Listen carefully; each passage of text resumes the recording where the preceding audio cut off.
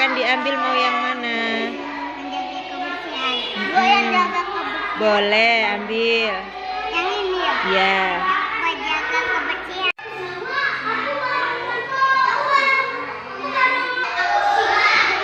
Tempelkan.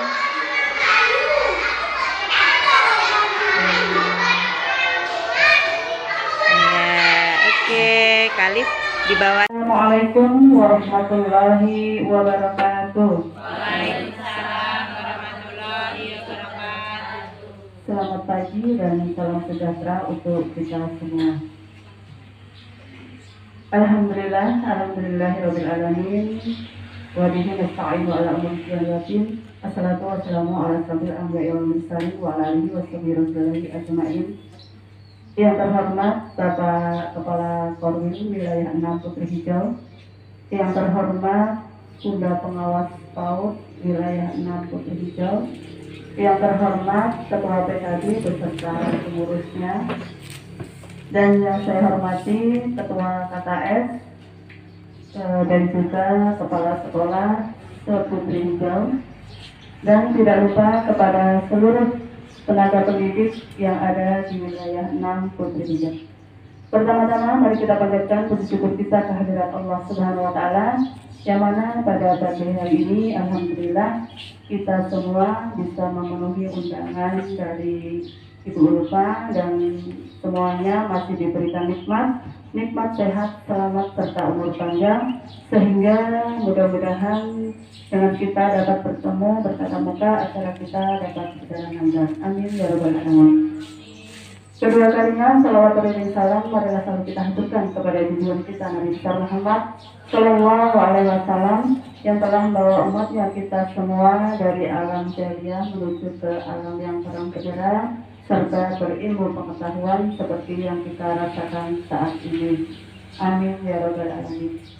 Baiklah, untuk mempersingkat waktu, maka langsung saja kita buka acara pada kesempatan ini, yaitu dengan bersama-sama membaca basmalah.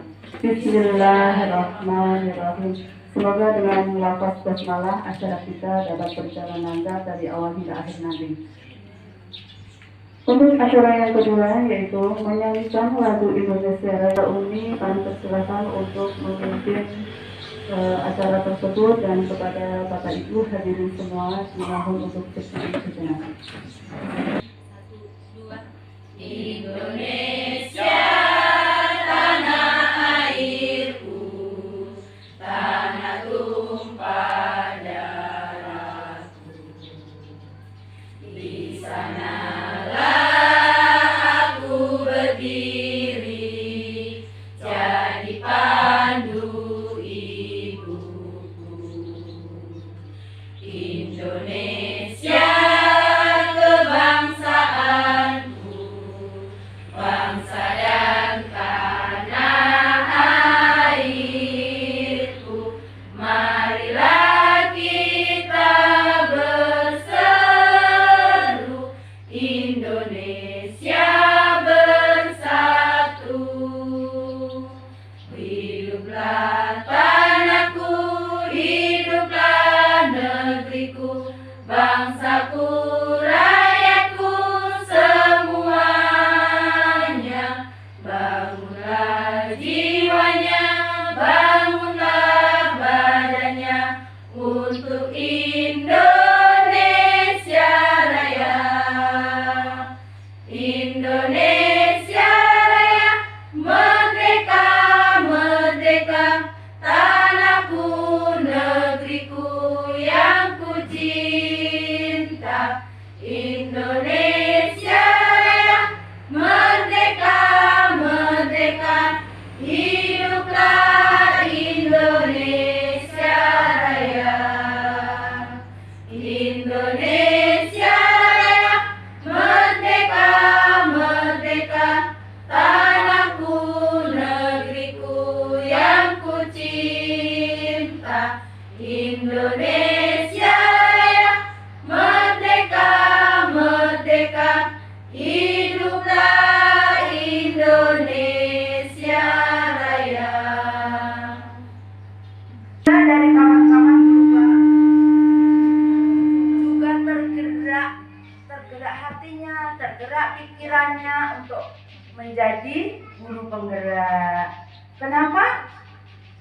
setiap saat di mana-mana selalu dipesankan, ditekankan agar kawan-kawan guru ini menjadi guru penggerak. Ya memang pesan dari atas sana ya Pak Bu. Kami sekedar menyampaikan amanat dari beliau yang di atas sana bahwa sebaiknya yang memenuhi syarat jadilah CGP. CGP itu nggak repot, nggak Bu Ulfa, masih ceria, masih senang, masih bisa ke pasar, masih bisa ke sana kemari ke undangan, masih bisa nyetir mobil juga kemarin. Nah, itu buktinya bahwa kawan-kawan yang lain juga mampu. Untuk tahap-tahap seleksinya nanti silahkan itu tanya-tanya sama Bu Ulfa, bagaimana Bu Ulfa kok bisa, kiat-kiatnya bagaimana. Insya Allah semua bisa. Dan yang telah mendaftar sebagai guru penggerak sekarang adalah sudah jadi guru penggerak dan sekarang sudah bergerak ya. Sekarang sudah bergerak, nah sebentar lagi nanti akan menggerak. Itu yang perlu harus kita lakukan. Kemudian ibu-ibu yang lainnya sebagai guru yang apa disampaikan Bu Miatul tadi sesuai dengan syaratnya, minimal masa kerja sudah 5 tahun, kemudian sudah S1 PAUD dan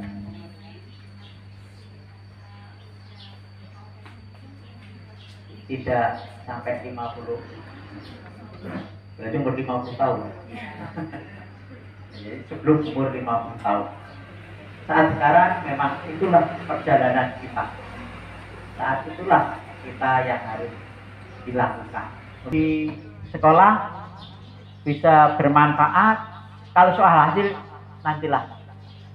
Pasti orang berjalan, orang bekerja, pasti Allah memperhitungkan. Misalkan kita dihitung dengan duit, alhamdulillah. Tidak dihitung dengan duit, minimal pahala yang kita dapatkan. Pahala itu. Assalamualaikum warahmatullahi wabarakatuh. Terima kasih kepada pembawa acara yang telah menyediakan waktunya untuk saya. Yang saya hormati Bapak Koordinator Wilayah 6 Kecamatan Putri Hijau. Yang saya hormati Bunda Pengawas PAUD Kecamatan Putri Hijau.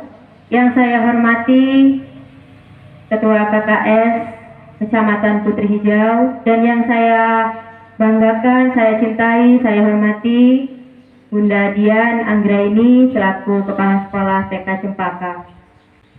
Salawat beriring salam tak lupa kita haturkan kepada arwah Nabi Agung kita Nabi Muhammad Sallallahu Alaihi Wasallam.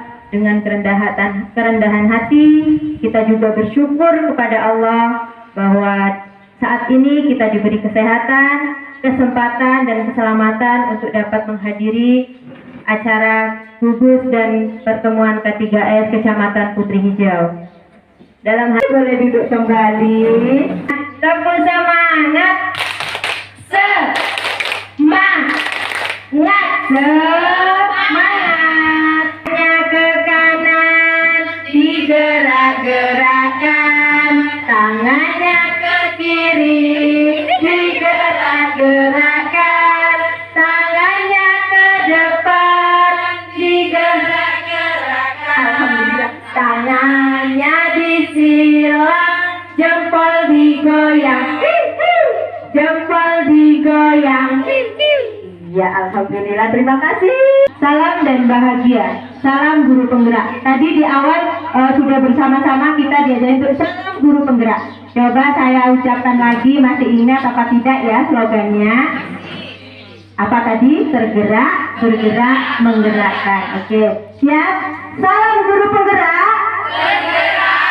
Bergerak, menggerakkan. Ya, itu Bu adalah slogan dari program penggerak itu yang selama ini kita lakukan. Dengan slogan tersebut, salam guru penggerak, tergerak, bergerak, dan menggerakkan. Maksudnya di sini diharapkan setelah kita melaksanakan program guru penggerak, kita bisa bersama-sama menggerakkan apa yang harus kita buat perubahan demi dunia pendidikan, khususnya kalau yang saya laksanakan mungkin di pendidikan PAUD anak usia dini.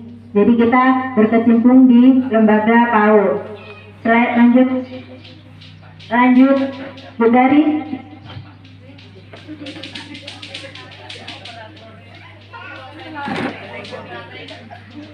Baik, di sini judul kita pada hari ini yaitu diseminasi modul 1.4 budaya positif.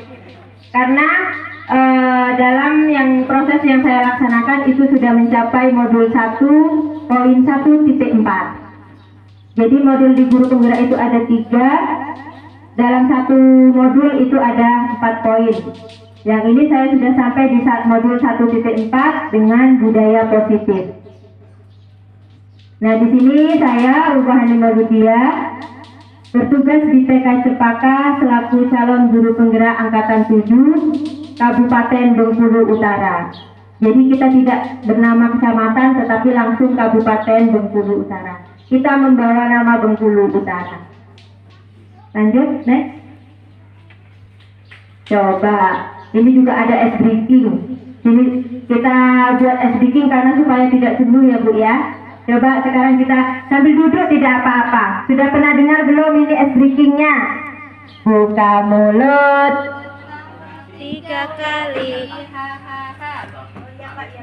Iya Pak. Terima kasih Pak. Kita lanjut ya. Buka mulut tertawa 3 kali. Ha ha ha. Buka mulut tertawa 2 kali. Buka mulut tertawa 1 kali. Buka mulut tertawa tanpa suara. Ya, ini namanya siapa? Bu Ulfa, Yang ini namanya siapa? Bu Ulfa, Bu Ulfa mau belajar. Bu Ulfa harus semangat. Bu Ulfa cantik atau ganteng? cantik. Yang ini namanya siapa? Rina.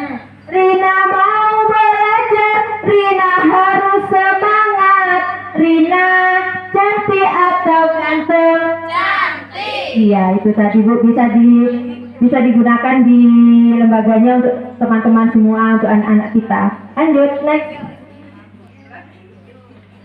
Baik, di sini kita berjudul diseminasi.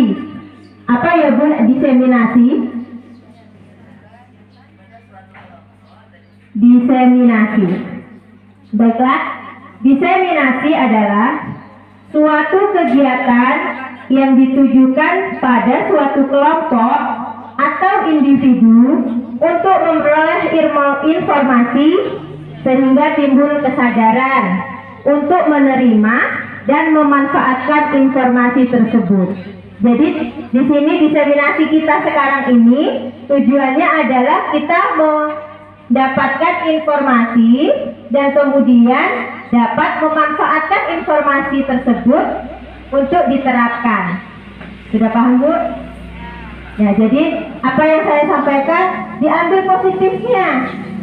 Jika itu perlu diterapkan di lembaga, diterapkan. Diambil positifnya apa materi yang akan saya sampaikan nanti.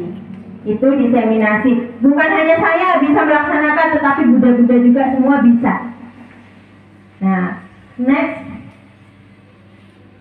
Nah, di sini diseminasi sudah. Budaya positif. Budaya positif adalah suatu kegiatan pembiasaan yang bernilai positif. Di dalamnya mengandung sejumlah kegiatan yang mampu menumbuhkan karakter murid. Mungkin ini sudah sering kita dengar, tapi mungkin istilahnya berbeda-beda. Di sini ada budaya positif, di situ ada karakter. Apa ya selanjutnya? Next. Budaya positif memiliki beberapa poin. Ada apa saja di poin-poin tersebut?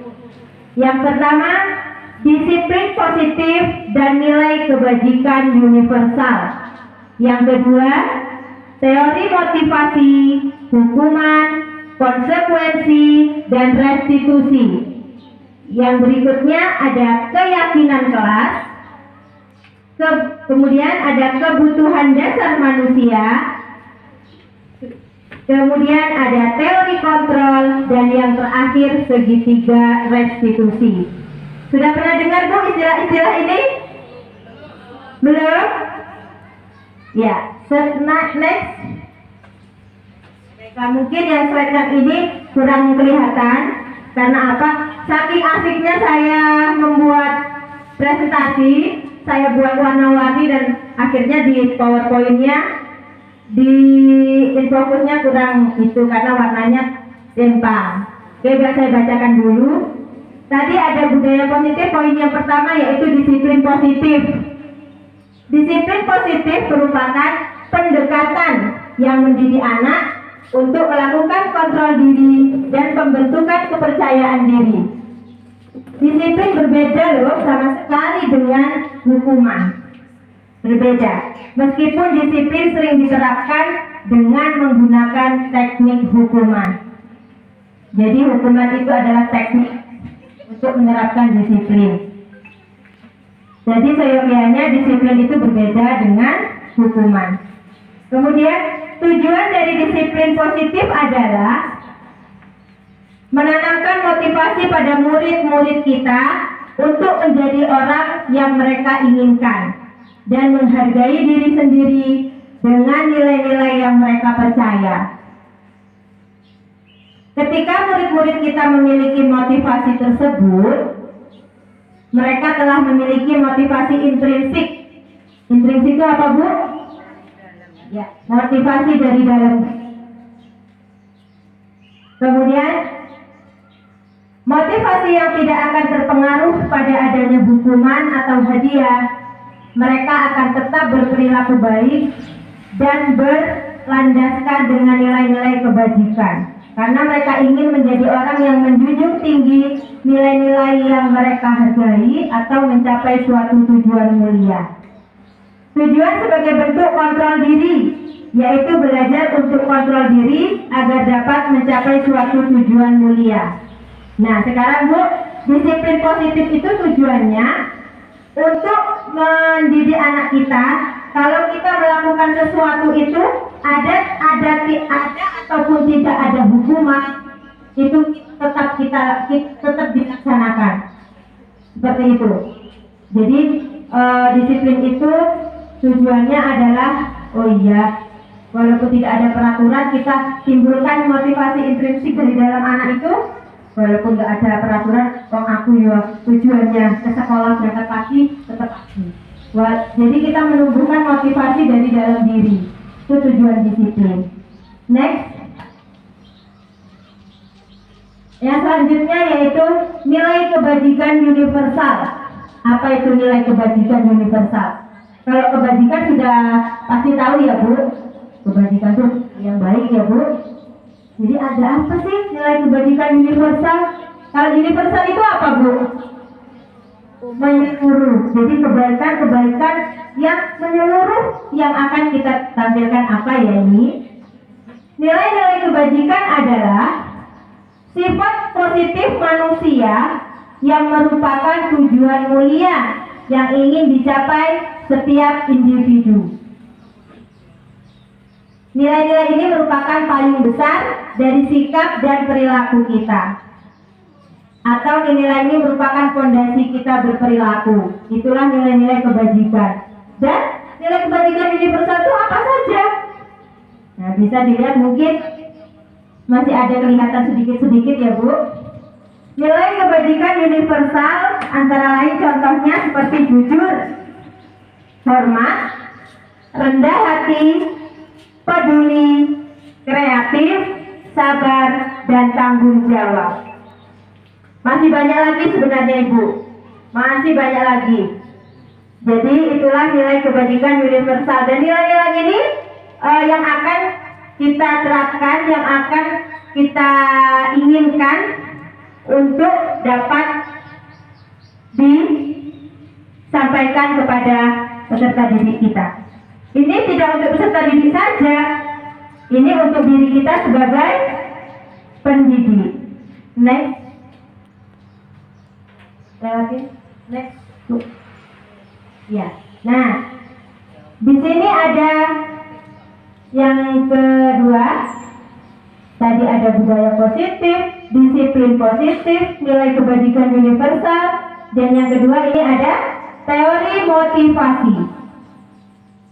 Dalam teori motivasi ini ada 3. Teori motivasi untuk berperilaku.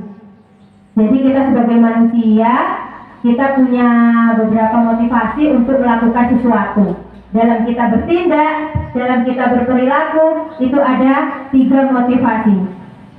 Apa saja? Mari kita lihat. Di sini ada teori motivasi. Yang pertama yaitu menghindari ketidaknyamanan atau hukuman. Artinya, kita melakukan sesuatu itu karena ada hukuman. Demi kenyamanan saya akan melakukan ini. Karena ada hukumannya kok. Akhirnya kita melakukan. Contohnya, ketika kita di sekolah, kita ada peraturan untuk berseragam. Contohnya, kita berperilaku, kita melaksanakan memakai seragam bersama teman-teman di sekolah. Orang sudah ditetapkan dalam peraturan, akhirnya kita mentaati peraturan tersebut. Karena kalau tidak, pasti ada hukuman yang kita terima. Nah, ini salah satu motivasi. Motivasi yang lain untuk mendapatkan imbalan atau penghargaan orang lain. Ini contohnya, Bu. Ini saya contohkan yang tidak baik sepertinya. Wah, kita melakukan sesuatu, contohnya, aku mau menolong Ibu Dian lah, mau menolong Bu Dian. Karena apa? Karena mungkin Bu Dian nanti kalau sudah saya tolong, beliau memberikan imbalan kepada saya. Beliau diberikan uang mungkin 1 juta. Kemudian mau dianggap, Bu, terima kasih sudah membantu saya, sudah dipuji-puji. Nah, seperti itu contohnya. Bisa diterima tidak, Bu? Bisa? Nah, kalau seperti itu kira-kira kita terapkan tidak di dalam diri kita? Tidak, iya betul. Kemudian motivasi yang selanjutnya yaitu menjadi orang yang mereka inginkan dan menghargai diri sendiri. Nah, sepertinya ini adalah motivasi yang terbaik ya, Bu. Jadi kita melakukan sesuatu itu karena memang kita ingin menjadi diri kita sendiri. Kita tidak ingin dipuji, kita tidak ingin takut dengan hukuman. Kita akan menghargai diri kita sendiri. Jadi ini ketiga motivasinya. Apa saja, Bu? Coba disebutkan. Mendapatkan imbalan atau menghargai orang lain, menjadi orang yang mereka inginkan, menghargai diri sendiri. Di sini seyogyanya kita sebagai manusia yang ingin berusaha menjadi baik, mungkin kita akan menerapkan motivasi yang ketiga ya, Bu, menjadi orang yang kita inginkan atau mereka inginkan dan menghargai diri sendiri. Jadi apapun perilaku yang kita lakukan itu tujuannya untuk menjadikan kita, ya ini loh diri saya, bukan orang lain. Dan ini loh diriku, aku bangga dengan diriku. Karena kita menghargai orang lain atau diri sendiri? Menghargai diri sendiri. Next. Nah, di sini dalam menjalankan peraturan atau keyakinan kelas, bila mana ada suatu pelanggaran, tentunya suatu harus terjadi. Tindakan terhadap suatu pelanggaran pada umumnya berbentuk hukuman atau konsekuensi. Kita udah sering, kamu tak hukum. Udah ayo, ini teman-teman nggak mengerjakan ini, Ibu beri hukuman. Pada dasarnya kita tahu apa itu hukuman. Hukuman yaitu suatu tindakan yang diberikan kepada individu atau kelompok atas kesalahan, pelanggaran atau kejahatan. Jadi suatu tindakan yang diberikan ketika seseorang ataupun dalam kelompok ketika menjalankan pelanggaran atau melakukan pelanggaran. Jadi sudah dibuat peraturan tetapi dilanggar. Hukuman bersifat tidak terencana atau tiba-tiba serta bersifat satu arah. Hukuman diberikan bisa berupa fisik maupun psikis sehingga individu akan tersakiti oleh suatu perbuatan dan perkataan. Wih, ngeri sekali ya Bu, ya hukuman itu. Tidak hanya dari psikisnya aja loh Bu, tersakiti itu. Kalau kita karena hukuman itu akan berbentuk seperti apa? Selanjutnya, next. Balik lagi Bu Nari. Maaf ya. Hukuman. Nah, hukuman ini bersifat tidak terencana atau tiba-tiba. Jadi sesuatu hukuman itu contoh tidak dibuat dulu, tidak direncanakan. Jadi tiba-tiba. Contohnya ketika ada anak datang dari sekolah tidak memakai topi, sebelumnya tidak ada itu dijelaskan. Oh, kalau tidak memakai hanya ini, tidak ada penjelasan seperti itu. Jadi langsung saja. Oh, Doni, kamu nggak pakai topi. Sudah sana. Itu langsung berbuat tidak boleh sekolah. Dengan begitu dia akan terasa tersakiti anak tersebut.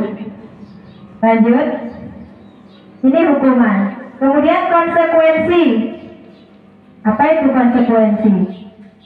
Suatu tindakan yang diberikan kepada individu berdasarkan data yang dapat diukur. Misalnya, sudah 3 kali berturut-turut tugas tidak dikerjakan dengan batas waktu yang sudah ditentukan. Bentuk-bentuk konsekuensi dibuat atas dasar kesepakatan bersama. Ini adalah konsekuensi, beda dengan hukuman Bu. Kalau hukuman tidak ada yang direncanakan, tidak terencana, hukuman itu diberikan dengan tanpa rencana. Kalau konsekuensi itu apa? Tindakan, tetapi tindakan yang diberikan ketika seseorang itu sudah melanggar peraturan yang bisa diukur. Contohnya seperti tadi 3 kali berturut-turut tugas tidak dikerjakan dengan batas waktu yang sudah ditentukan. Contohnya dalam kegiatan di sekolah kita contohkan diri kita dulu ya Bu, kita sebagai pendidik. Jadi contohnya dibuat peraturan di situ datang pukul 7.30. Sudah kita sepakati dengan guru-guru di sekolah kita, kepala sekolah, dewan guru sudah kita sepakati. Jam 7.30 kita hadir. Tetapi apa? Pertama, contohnya Bu Ulfa, saya tidak mencontohkan orang lain. Contohnya saya, Bu Ulfa, hari pertama, kedua, ketiga berjalan lancar. Tetapi pertama hadir jam 8. Dicatat bersama oleh teman-teman. Tidak hanya kepala sekolah loh Bu, teman-teman berhak juga. Kedua, datang jam 8.30. Ketiga, masih sama datang jam 8. Nah, itu wajib diberi apa Bu? Beri apa Bu? Konsekuensi. Yang kita berikan seperti kata Umi, diberikan peringatan, itu namanya konsekuensi. Konsekuensi yang sudah kita susun bersama, ya kan Bu? Ya. Jadi itu contohnya. Restitusi. Apa itu restitusi? Silakan diminum dulu Bu. Sebelum saya melanjutkan ke restitusi, ada pertanyaan?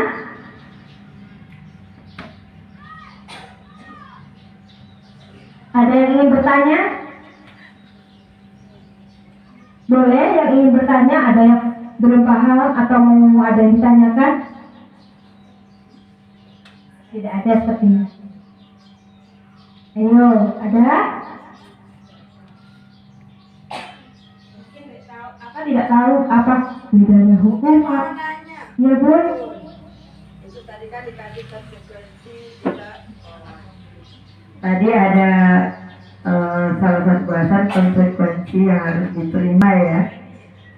bagaimana jika yang terlambat tadi walaupun berulang-ulang itu betul-betul ada alasan yang masuk akal dan dia sudah izin duluan telatnya, misalnya maaf ibu-ibu, bunda-bunda, saya telat ya karena ngurusin orang tua sakit atau anak sakit. Itu bagaimana, Bu? Baik, terima kasih kepada Umi Yuyun yang telah mengajukan pertanyaan. Ini yang saya tunggu. Ini yang saya tunggu. Sudah dibuat peraturan. Peraturannya harus datang tepat waktu jam 7.30, tidak boleh lebih. Tetapi ada teman yang datangnya lebih telat. Tetapi ada alasan yang betul-betul dapat kita terima, dan itu seyogyanya sudah kita bahaskan ketika kita menyusun peraturan. Jadi ketika logikanya kita berjalan, ketika alasan tersebut dapat diterima, itu bisa kita maklumi.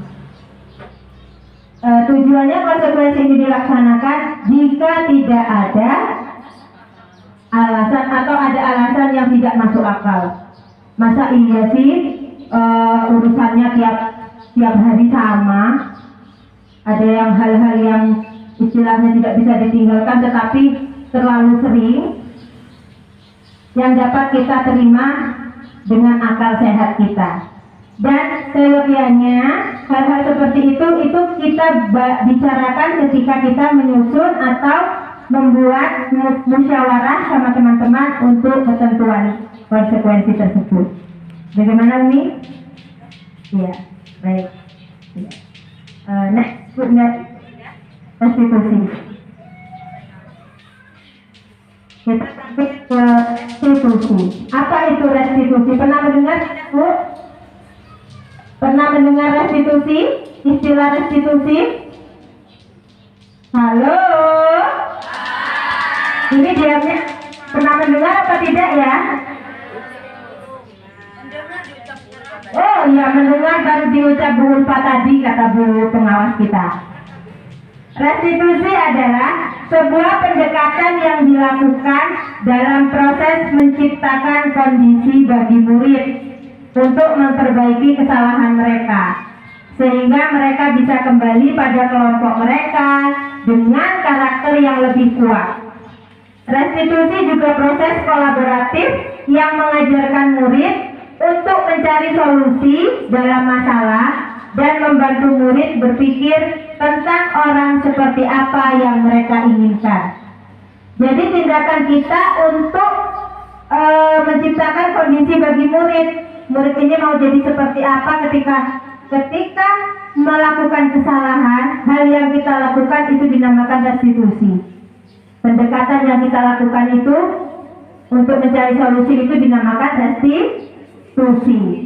Restitusi ini tidak hanya restitusi saja. Restitusi ini ada cara-cara penerapannya, bagaimana kita melaksanakan restitusi. Nanti di slide berikutnya akan saya jelaskan juga. Next. Sebelum kita membahas tentang teori cara apa untuk melaksanakan restitusi, di sini ada poin keyakinan kelas. Apa itu keyakinan kelas?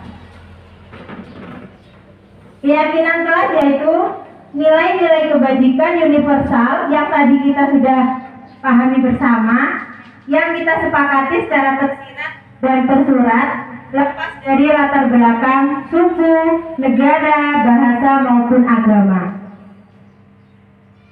Kemudian ciri-ciri keyakinan kelas itu seperti ini, Bu. Bersifat abstrak, pernyataan dalam bentuk kalimat positif, tidak dibuat dalam banyak. Contohnya seperti ini, langsung saya berikan contoh supaya Bunda tidak bingung apa sih keyakinan kelas itu. Contohnya seperti ini: mengerjakan tugas tepat waktu, menjaga dan meletakkan barang sesuai tempatnya, bekerja sama menjaga kebersihan kelas, saling peduli menghargai, dan membantu teman. Contohnya, jadi kita disepakati, kita membuat dulu bersama murid itu teman-teman. Kita buat yuk keyakinan kelas kita buat yuk bagaimana sih supaya kelas kita itu kondusif. Contohnya, mengerjakan tugas tepat waktu. Jadi, ketika mereka salah satu siswa kita ada yang melanggar keyakinan kelas tersebut, kita bisa menerapkannya. Peraturan yang sudah kita bahas tadi, seperti disiplin positif tadi kita terapkan. Sudah paham, Bu? Ada yang ditanyakan tidak? Keyakinan kelas. Contoh pernyataan dalam bentuk kalimat positif. Contohnya nih di dalam kelas kan biasanya kalau anak usia dini itu lari-lari. Jadi itu kita buat. Tulisannya jangan berlari di dalam kelas. Itu kalimat positif atau negatif, Bu? Negatif. Jadi kita buat dengan kalimat positif seperti apa? Banyak pelan-pelan. Kemudian kita buat dengan kalimat positif di dalam kelas, berjalan di dalam kelas dengan hati-hati. Itu kalimat yang positif. Jadi kita menghindari kalimat yang negatif. Pak, Bu? Bagaimana, Bu? Satu. Oke, lanjut next, Bu Dari. Nah, setelah tadi sudah restitusi sudah, disiplin positif sudah, keyakinan kelas sudah. Sekarang kita sampai di kebutuhan dasar manusia. Kebutuhan dasar manusia ada beberapa, ada 5 nih. Yang pertama, bertahan hidup. Yang kedua, kasih sayang dan rasa diterima. Yang ketiga, penguasaan, pengakuan atas kemampuan. Yang keempat, kebebasan, kebutuhan akan pilihan. Yang kelima, kesenangan atau kebutuhan merasa senang. Ini adalah 5 kebutuhan dasar manusia. Next, Bu Dari. Tadi disebutkan ada 5 kebutuhan dasar manusia. Di sini akan saya coba berikan pemahaman satu persatu. Apa itu kebutuhan bertahan hidup? Kebutuhan bertahan hidup. Dalam kebutuhan bertahan hidup ini ada beberapa kebutuhan, yaitu kebutuhan fisiologis, kebutuhan biologis, dan kebutuhan psikologis. Fisiologis dan psikologis berbeda ya, Bu Ena ya. Oke. Untuk apa, Bu, kebutuhan ini harus dimiliki siapa, Bu? Harus dimiliki siapa, Bu? Anak. Harus dimiliki kita sebagai pendidik, karena kita dan anak ada sebagai manusia. Nah, kebutuhan fisiologis itu ada apa saja?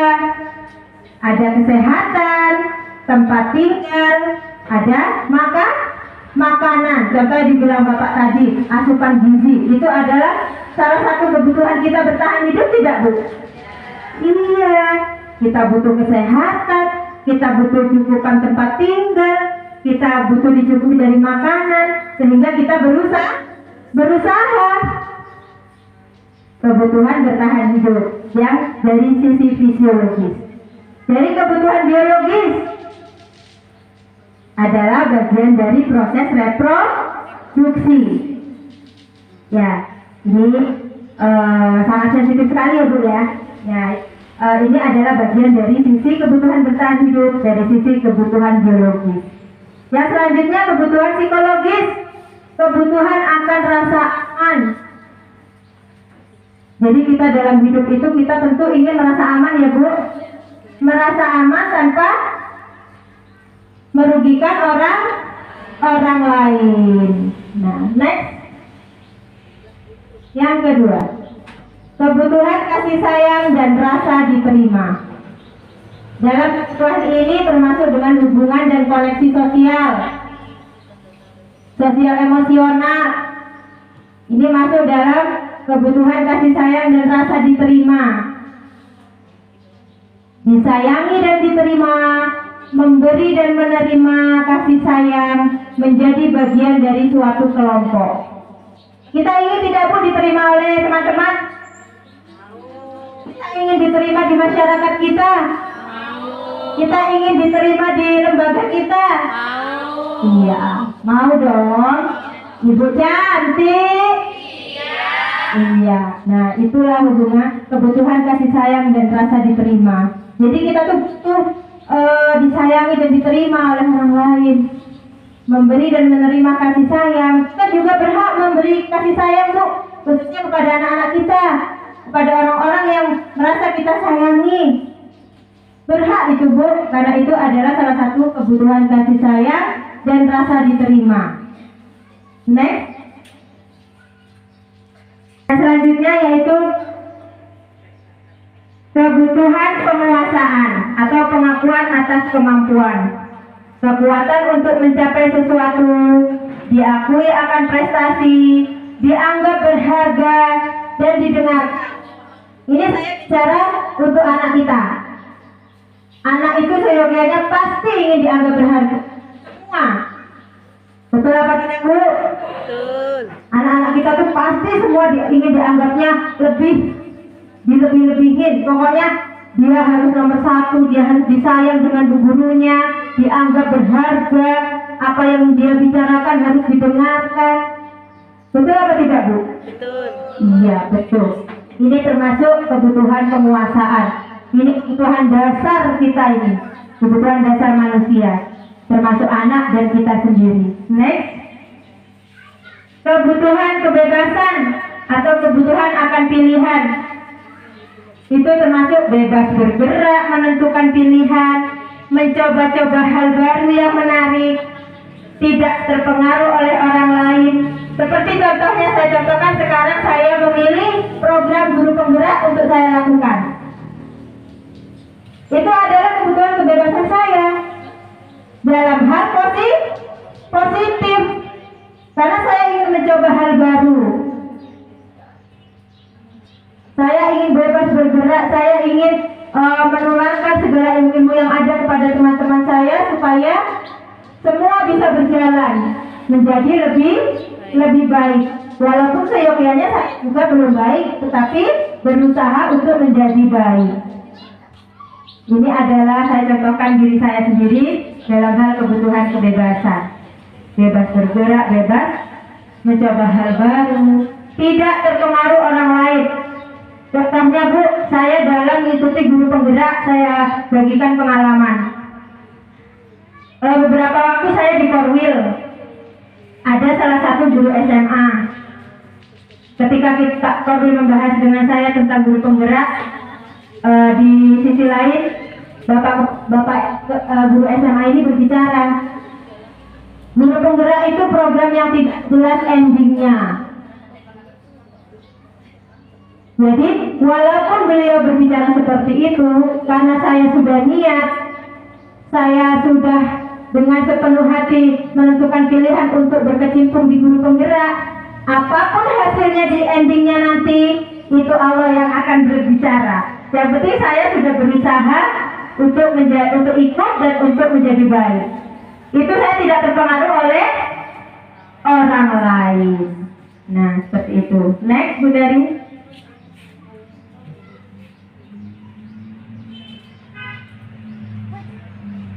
Kebutuhan kesenangan, kebutuhan untuk merasa senang, mencari kesenangan dengan bermain, tertawa. Anak dengan kebutuhan dasar kesenangan yang tinggi akan menikmati apa yang dilakukan. Betul apa tidak Bu? Betul. Coba contohnya di sekolah, ada tidak anak kita yang mungkin murung sekali, mungkin ada hal-hal kebutuhan lainnya, kebutuhan kesenangannya dia yang tidak terpenuhi. Anak itu seyogianya tertawa, bermain. Jadi kalau di sekolah mungkin ada anak yang seperti dikatakan Bu Niantu tadi, Bu pengawas kita, kalau dia tidak mau membaca kok disodor-sodorkan buku baca, dia akhirnya tidak mau belajar karena dia tidak merasa senang, dia merasa terpaksa. Jadi dia tidak akan menikmati pembelajaran yang akan kita kerjakan, kita berikan pada saat itu. Betul apa tidak, Bu? Betul. Betul. Lanjut. Kalau tidak betulnya boleh disanggah, Bu. Next. Oke, supaya tidak paneng, supaya tidak. Tadi sudah tangannya digerak-gerakkan, buka mulut sudah. Apalagi ya? Coba sekarang saya mau berdiri dulu. Teman-teman boleh berdiri? Boleh berdiri? Sambil minum nanti ya, setelah ini boleh loh. Biar nggak sepaneng, biar nggak ngantuk, maaf ya. Oke, Ibu Soleh. Siap. Ibu Soleh. Siap. Oke. Sudah dengar apa belum ya? Maju ke, sebelum kita praktek, maju ke depan sambil tersenyum, mundur ke belakang sambil tertawa, digulung-gulung bertepuk tangan, melompat-lompat teriak hore.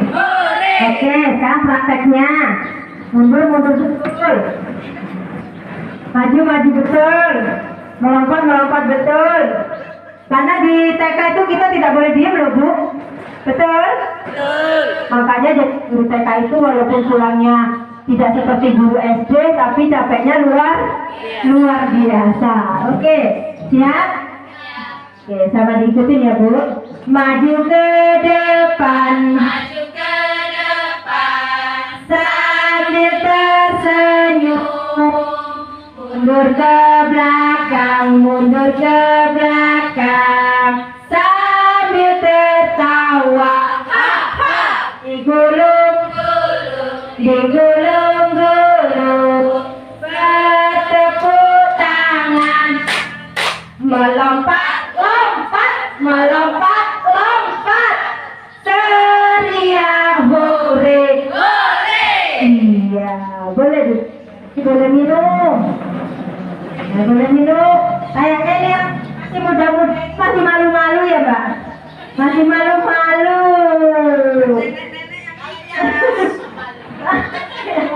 Bukan tidak. Yang tua menginspirasi bagi yang muda.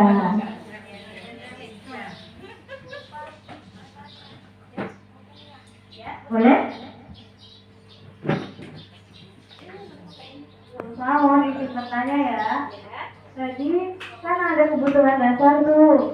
Kalau misalnya ada salah satu tadi yang tidak terpenuhi, kira-kira apa ya dampaknya? Itu kan biasanya saling mempengaruhi ya.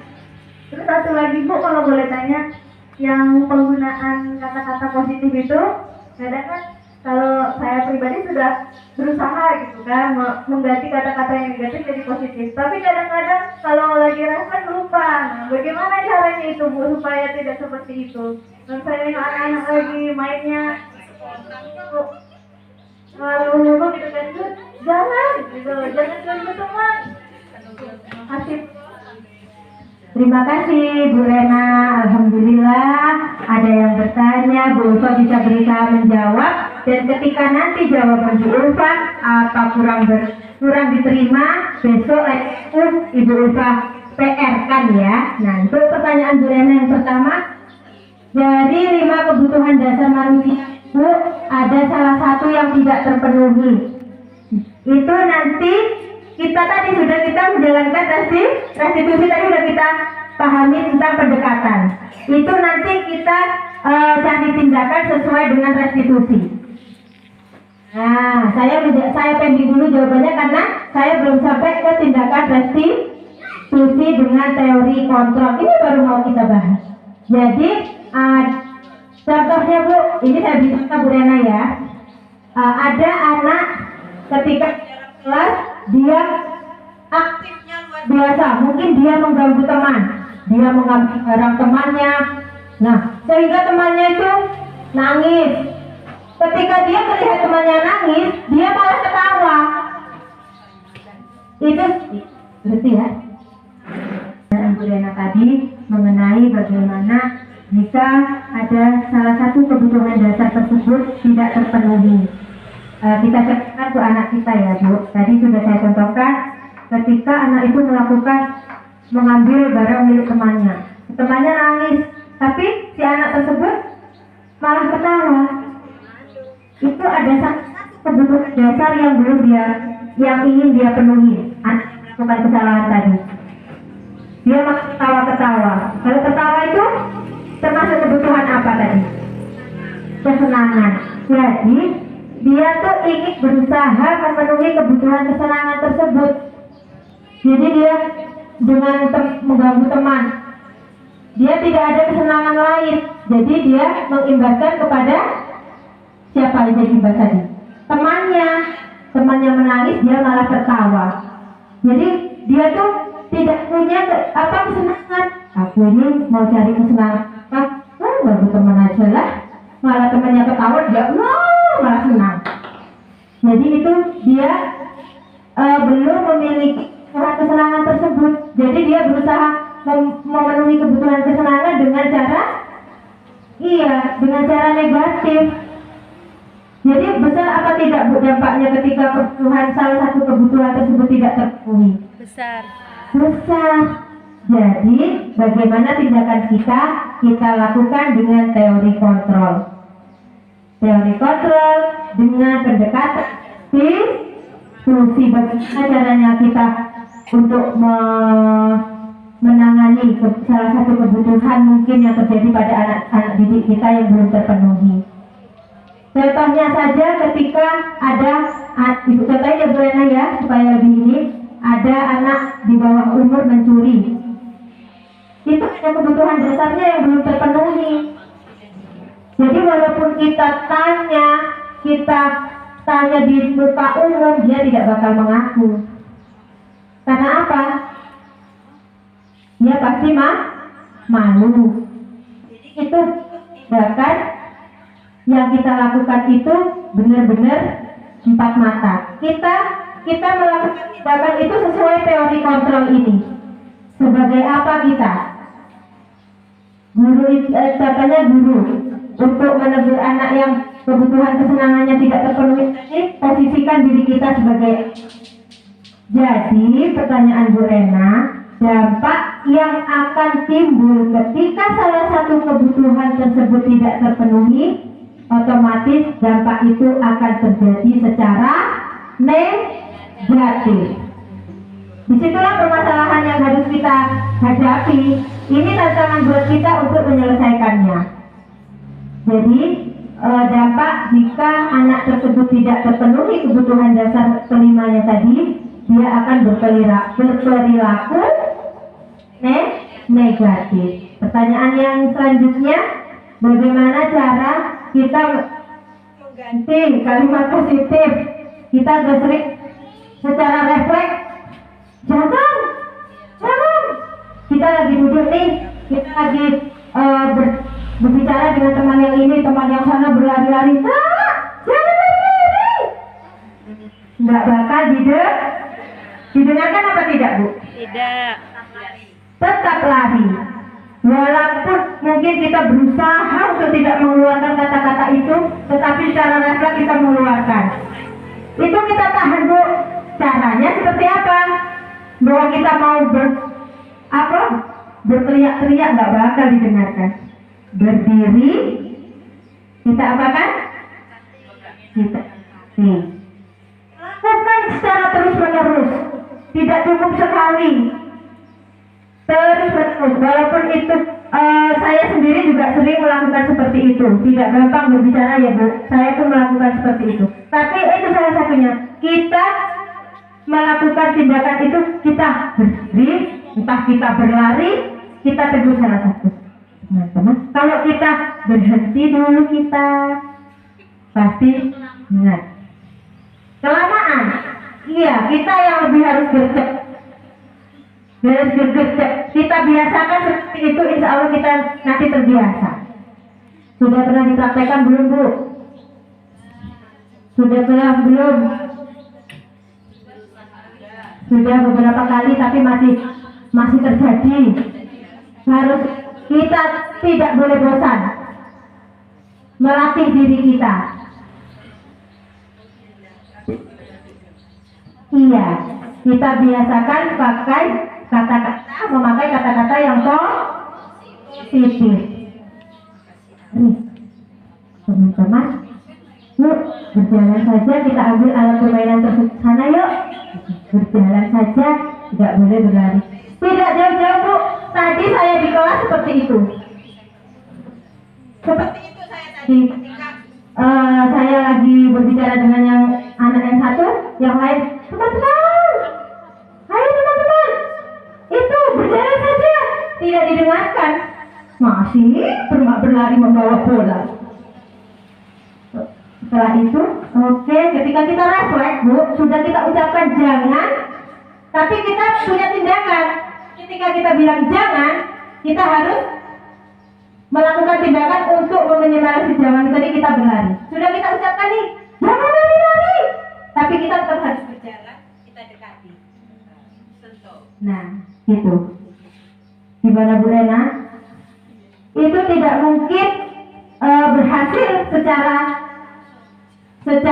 sekali. Harus berulang.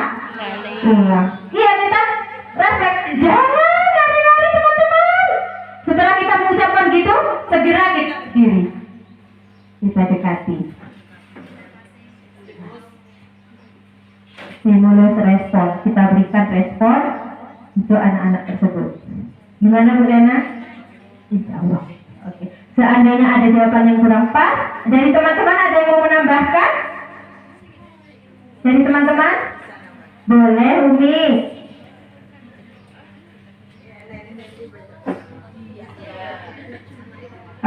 Untuk Bunda Rena mungkin dari pertanyaannya tadi, kepada anak-anak hindari kata jangan, kemudian kepada anak-anak lebih dia didengar dengan alasan. Jadi pada saat anak itu berlari, kita pun berlari dengan mengatakan stop teman-teman, seperti itu. Mereka akan melihat kita. Tapi kalau kita jangan, dia akan mengekek, itu menggoda kita, akan tetap melakukan. Tapi kalau kita ikut lari, stop teman-teman, teman-teman tolong stop. Setelah dia stop, kita samperin, teman-teman, kalau larinya terlalu cepat, becek, teman-teman licin, jatuh. Kalau udah jatuh, apa yang sakit? Anak-anak butuh alasan seperti itu. Setelah digambarkan, oh sakit nanti Umi, kakiku nanti sakit gini. Terus kalau kepalanya yang jatuh, apa yang sakit? Kepalanya Umi. Terus kalau kepalanya patah, diganti kepala apa coba? Mau diganti kepala kambing? Nah, dengan alasan akibat jatuh nanti apa, anak-anak insya Allah akan mendengar. Tapi hindarkan kata jangan. Itu ya bunda-bunda. Kalau kita menggunakan kata jangan, anak-anak akan lebih kencang larinya. Seperti itu. Ya, ulasan apa dikasih ulasan akibatnya. Ya, mungkin itu aja bunda. Terima kasih. Penambahannya sangat bagus. Tepuk tangan buat Umi Yuyun. Iya. Kita untuk kemungkinan pasti bunda-bunda semua walaupun sudah senior pasti sudah pernah mengatakan jangan. Sering. Iya, karena kita katakan jangan, tetapi kita berdiri, dekati, kita kasih alasan yang masuk akal. Jadi hal yang mereka lakukan dampaknya apa di akhirnya nanti itu kita beri penjelasan. Iya, saya aja menulis jangan, nggak bakal didengar, tetapi tidak kita refleks langsung kita dekat lakukan secara berulang-ulang. Karena seyogianya teori dan pelaksanaan itu lebih sulit pelaksanaan. Saya cuma bicara seperti ini gampang, tapi pelaksanaannya sulit. Terima kasih Rena. Nanti kalau ada pertanyaan lain di sekolah jadi PR. Oke? Nah, selanjutnya yaitu teori kontrol. Apa itu teori kontrol? Teori kontrol itu adalah bagaimana kita bertindak untuk menyelesaikan masalah yang terjadi terhadap anak didik kita atau orang-orang di sekitar kita dengan memposisikan diri kita sebagai apa. Di situ ada sebagai penghukum, pembuat merasa bersalah, pemantau, teman, dan manajer. Jadi kita untuk menyelesaikan masalah-masalah itu posisikan diri kita itu sebagai tersebut seperti teori kontrol. Ada apa? Guru penggerak, tergerak, bergerak, menggerakkan. Assalamualaikum warahmatullahi wabarakatuh. Saya Dian Anggraini, Kepala Sekolah TK Cempaka, sangat mendukung penuh atas nama guru saya Ulfa Hanim Maulidia untuk mengikuti guru penggerak, dan teman-teman juga sangat mendukung, semuanya mendukung penuh agar Bu Ulfa lolos dan sukses selalu. Assalamualaikum warahmatullahi wabarakatuh.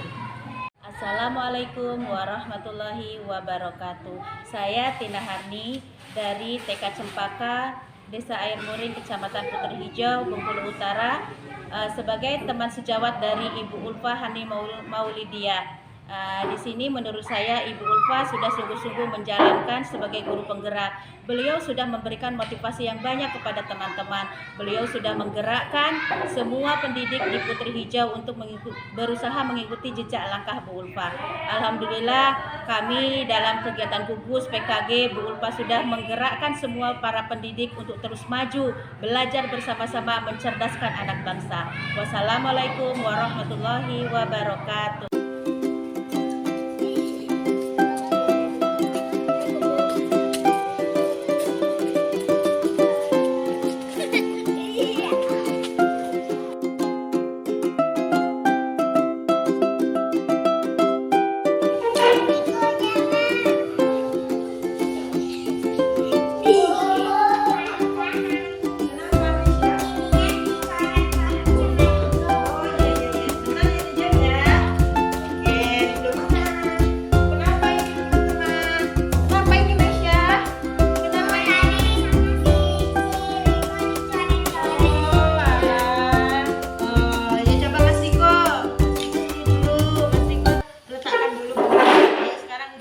Dulu sama Farza ke kantor yuk.